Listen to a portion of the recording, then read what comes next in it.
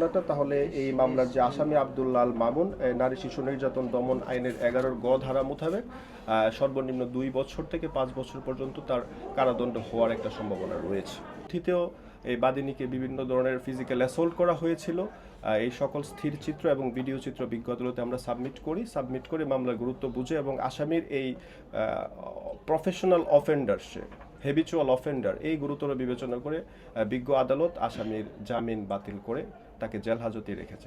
এই বাদিনীকে উদ্ধার করার জন্য সংশ্লিষ্ট থানা পুলিশ নিজে এখানে উপস্থিত ছিলেন এবং মামলার পুরো প্রসিডিউরটাই হচ্ছে থানা পুলিশের কি বলে এটা সরাসরি অংশগ্রহণের মাধ্যমে সম্পন্ন হয়েছে। রুজু হয়েছে এটা হচ্ছে যৌতুকের জন্য যদি কোনো স্বামী তার স্ত্রীকে নির্যাতন করে সাধারণ জখম ঘটায় তাহলে এই ধারায় মামলা রুজু হয়। করেছেন গতকালকে বিজ্ঞ সিএমএম আদালতে।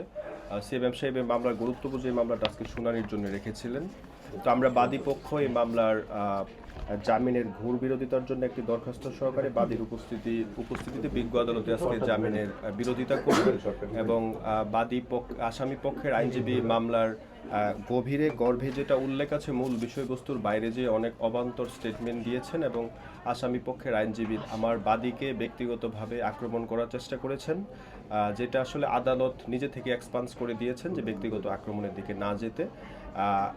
আপনার আসামি পক্ষের সাবমিশনের ধরনটা এরকম ছিল যে ওনারা মিডিয়া ভাইবের জন্য হচ্ছে ভিউর জন্য হচ্ছে এই বিষয়গুলো নিজেরা কন্ট্রোভার্সি ক্রিয়েট করে।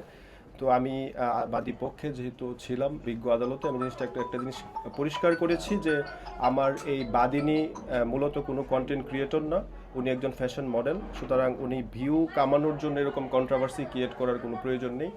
আর মানুষ আসলে কন্টেন্ট ক্রিয়েটর হোক বা আপনারা যারা অনলাইন জার্নালিজম করেন বা আমরা যারা আছি সবাই হিউম্যান বিং। আমাদের গায়ে যদি কেউ টাচ করে এটা কন্টেন্ট ক্রিয়েটর যেমন ব্যথা পায়, আমিও ব্যথা পাই, আপনারাও ব্যথা পান। তো এটা একটা ক্রিমিনাল অফেন্স ঘটেছে এবং এই ঘটনাটা আপনারা মামুন তার একটা পেজ থেকে সরাসরি সম্প্রচার করেছে, যেটা সারা পৃথিবীর যারা বাংলা ভাষাভাষী আছেন সবাই দেখেছেন। এটা একটা ক্রিমিনাল গুরুতর অফেন্স হয়েছে, যে গুরুতর অফেন্সের ভিত্তিতে এই টোটাল এই বিষয়ের গুরুত্ব বুঝে এবং বাদীর যে জখম, আজকে যে মামলাটা শুনানি হয়েছে এটা হচ্ছে নারী ও শিশু নির্যাতন দমন আইন 11 গ ধারা অনুযায়ী মামলাটা, এবং এই মামলাটা যদি আমরা প্রমাণ করতে পারি না, এটা আসলে আমাকে অনেকেই প্রশ্ন করেছেন, এই অতীতে এই প্রশ্নটা আমি সম্মুখীন হয়েছি।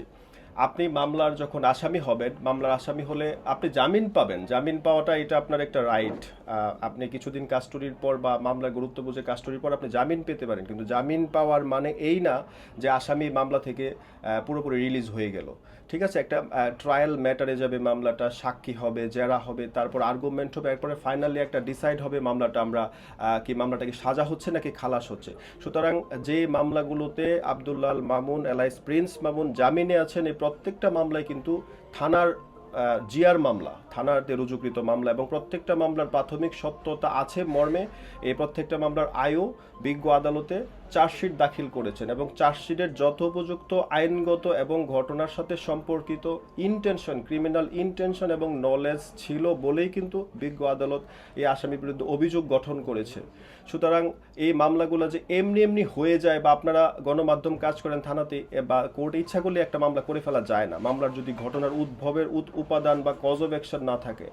তো এই প্রত্যেকটা মামলায় ট্রায়ালে আছে, কোনো একটা মামলা কিন্তু ডিসচার্জ হয় নাই। সুতরাং এই মামলার ভ্যালুলেস বা গুরুত্বহীন বা আসামি খালাস পেয়ে গেছে এই ধরনের মন্তব্য করা বা প্রচার করাটা আমার মনে হয় এই মুহূর্তে শোভনীয় নয়।